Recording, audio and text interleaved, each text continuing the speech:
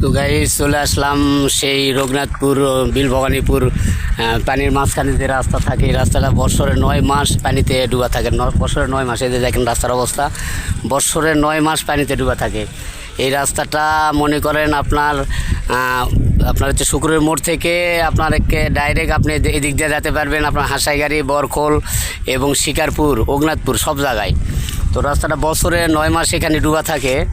তো রাস্তাটা কেমনি, এই রাস্তাটা এই পানির মধ্যে, এই সবাই জানে যে এই রাস্তাটা বছরে 9 মাস পানির মধ্যে ডুবা থাকে, কিন্তু এই রাস্তাটা কেমনি সরকার বাজেট পাস করে এই রাস্তাটা পানির মধ্যে করে।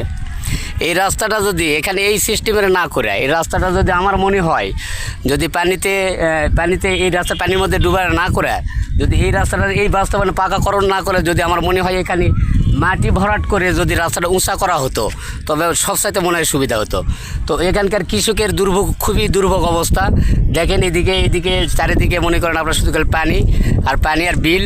এই বিলের নাম হচ্ছে আপনার কোজান। এই রাস্তার নাম হচ্ছে কোজান, রঘুনাথপুর হইতে কোজান পর্যন্ত রাস্তাটা অনেক বড় রাস্তা। এবং সবাই, আমি যে কথাগুলো বললাম যে রাস্তাটা কি পাকাকরণ করার সুবিধা হয়েছিল নাকি আপনার হচ্ছে রাস্তাটা থেকে মাটি ফেলা উঁচা করা সবচেয়ে সুবিধা হইতেছিল, এই জিনিসটা আপনারা বুঝবেন আর এই জিনিসটা আপনারা কমেন্টে জানিয়ে দেবেন।